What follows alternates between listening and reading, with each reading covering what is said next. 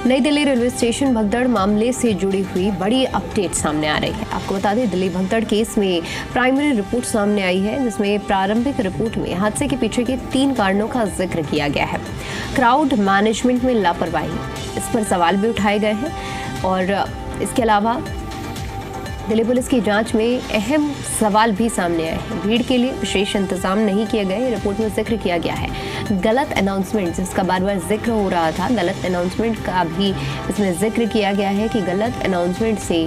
भ्रम फैला।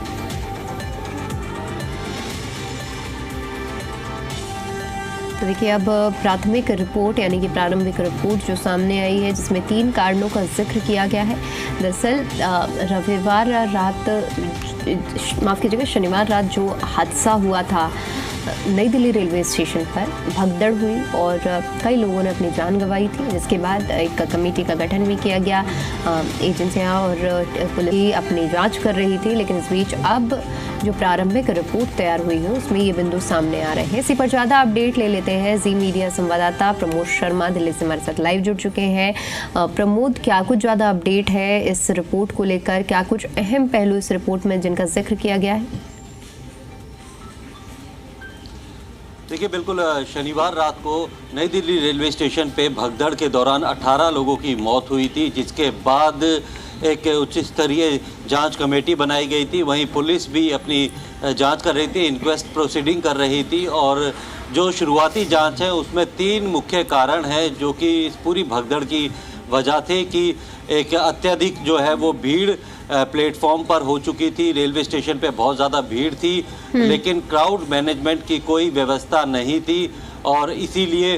भीड़ होने की वजह से जो है लोगों को, क्राउड को जो है मैनेजमेंट नहीं किया गया और साथ में 1500 टिकट हर घंटे जो है जनरल के वो बेचे जा रहे थे। इसके अलावा अनाउंसमेंट जो हो रहे थे ट्रेन को लेकर, उसमें एक भ्रम की स्थिति पैदा हो गई थी, जिसकी वजह से लोग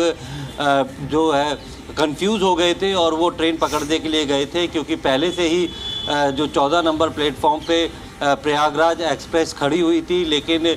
16 नंबर प्लेटफॉर्म पर जो प्रयागराज जाने वाली स्पेशल ट्रेन है उसको लेकर अनाउंसमेंट की गई थी। तो लोगों को लगा था कि उनकी ट्रेन जो है वो दूसरे प्लेटफॉर्म पर आई है, इसीलिए वो अपनी ट्रेन को पकड़ने के लिए जल्दी जो वहाँ तरफ भागने लगे थे और इसी दौरान जो है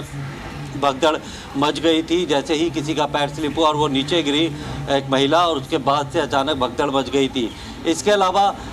जो तीसरी जो सबसे बड़ी वजह है कि वीकेंड था और कुंभ जाने के लिए लोग जो है वो काफ़ी संख्या में वहाँ पर नई दिल्ली रेलवे स्टेशन आ सकते हैं। इस बात का जो है असेसमेंट नहीं किया गया था कि लोगों को जो है सीमित मात्रा में जो है संख्या में प्लेटफॉर्म की तरफ जाने दिया जाता, बल्कि जो एंट्री गेट थे वो ओपन कर दिए गए थे और वीकेंड होने की वजह से लोग कुंभ में अपना स्नान करने के लिए जो भी ट्रेन मिलनी थी उस पे जाने के लिए जो है रेलवे स्टेशन आए थे और इस वजह से जो प्लेटफॉर्म है उस पर काफ़ी ज़्यादा भीड़ हो गई थी, पैर रखने की भी जगह नहीं थी और ऐसे में जो अनाउंसमेंट हुई थी उससे भ्रम की स्थिति पैदा हुई और इसके लिए साथ साथ जो क्राउड मैनेजमेंट किया जाना था उसके भी पुख्ता इंतज़ाम वहाँ नहीं किए गए थे। तो ये 3 सबसे बड़ी वजह है जो इस भगदड़ की अभी तक की जांच में सामने आई है। इसके अलावा आरपीएफ जो है तमाम जो सीसीटीवी फुटेज है उसको देख रही है, एनालाइज कर रही है कि आखिर किस वजह से जो है अचानक भगदड़ शुरू हुई थी, क्योंकि रेलवे का साफ कहना है कि एक महिला का पैर स्लिप हो गया था, उसके बाद कुछ लोग उनके ऊपर गिरे थे और जैसे कि वहाँ पर फुटओवर ब्रिज से जो है दूसरे प्लेटफॉर्म पे जाने के लिए जब भ्रम की स्थिति पैदा हुई थी, अनाउंसमेंट में कुछ चीज़ें जो है कुछ वर्ड्स लोगों ने नहीं सुने थे और उन्होंने अपने तरीके से उसको लिया और वो अपने प्लेटफॉर्म से दूसरे प्लेटफॉर्म पर जल्दबाजी में जाने लगे थे और इसी दौरान ये हादसा हुआ था। तो ये 3 जो मुख्य वजह है वो अभी तक की जांच में सामने आई है और लगातार जो है वो पुलिस भी जांच कर रही है, हाई लेवल जो कमेटी बनाई है वो भी अपनी जांच कर रही है और आरपीएफ तमाम सीसीटीवी को खंगाल रही है कि आखिर जो है गलती कहाँ से हुई है, क्या असेसमेंट जो है वो नहीं किया गया था, क्योंकि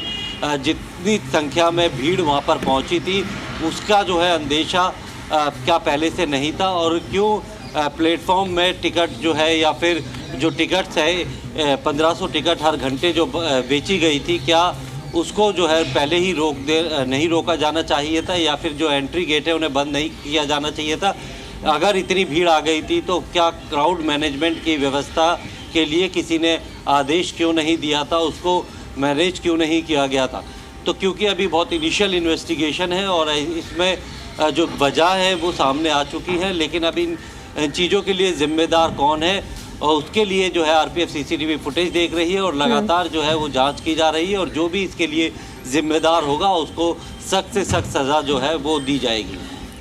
बिल्कुल, देखिए जिस तरह से आपने जिक्र किया है कि अपने आप में बहुत बड़े सवाल खड़े करते हैं, क्योंकि जिस तरह से हम तमाम वीडियोस भी देख रहे हैं कि रेलवे स्टेशनों पे इस वक्त लोग कितने ज़्यादा आक्रामक हो रहे हैं अपने गंतव्य तक यानी प्रयागराज तक पहुंचने के लिए। ऐसे में बहुत बड़ी जिम्मेदारी होती है। देश की राजधानी दिल्ली में अगर इस तरह की घटना होती है, मैं आपसे ये भी समझना चाहूँगी, क्योंकि आपने जिस तरह से इस रिपोर्ट का जिक्र किया है, दिल्ली पुलिस की ओर से ये रिपोर्ट तैयार की गई, प्रारंभिक रिपोर्ट है हालांकि, इसके अलावा भी जो कमेटी का जिक्र किया गया था, उस कमेटी की रिपोर्ट का क्या अब तक अपडेट है? वहां से भी कुछ इस तरह के पहलू आ रहे हैं या अभी रिपोर्ट पर काम चल रहा है?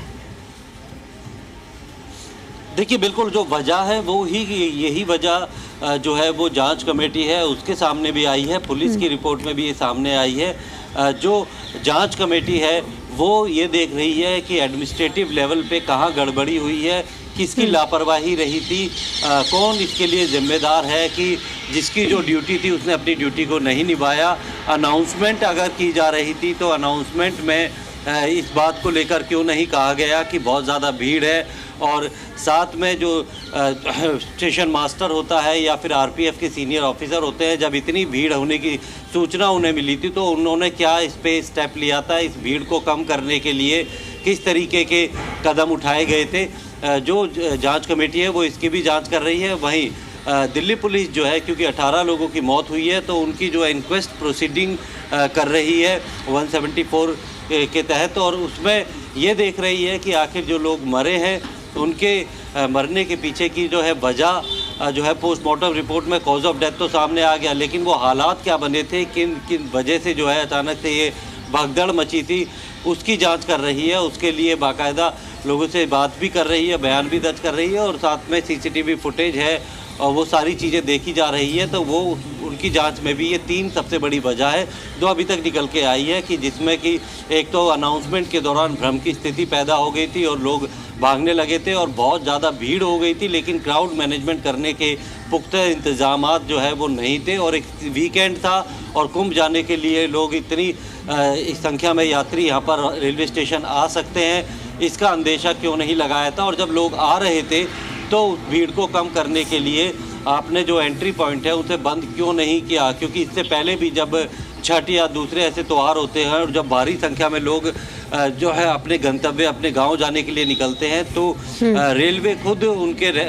इंतज़ाम करता है, उनके वेटिंग पीरियड के लिए बाहर जगह बनाई जाती है ताकि ज़्यादा भीड़ जो है वो प्लेटफॉर्म पे ना हो, ताकि कोई हादसा ना हो पाए। तो इस बार जो है इस तरीके के इंतज़ाम क्यों नहीं किए गए और लोगों को सीधा रेलवे स्टेशन तक जाने क्यों दिया गया। हालांकि इस हादसे के बाद जो है अब प्लेटफॉर्म टिकट पर बेचने पर पाबंदी लगा दी गई है। ज़्यादा संख्या में लोगों को प्लेटफॉर्म पर नहीं जाने दिया जा रहा है, जिसकी ट्रेन है उसके समय को देखते हुए ही उन्हें अंदर जाने दिया जा रहा है। लेकिन अब जब हादसा हो गया है उसके बाद इस तरीके के कदम उठाए जा रहे हैं। यही सवाल जांच इस बात की हो रही है कि ये सारे कदम हादसा होने से पहले क्यों नहीं उठाए थे, जबकि रेलवे को पता था कि देश के अलग अलग राज्यों से किस तरीके से जो यात्री हैं, जो श्रद्धालु हैं, वो कुंभ जाने के लिए ट्रेनों के अंदर मारामारी कर रहे हैं, घुसने के लिए खिड़कियों का इस्तेमाल कर रहे हैं, तोड़फोड़ कर रहे हैं, और कैसे बिल्कुल। और ये एक बड़ी व्यथा है कि जब इस तरह की वीडियो सामने आ रही थी तो उसका पहले संज्ञान लेते हुए हर एक स्टेशन पर, न सिर्फ दिल्ली में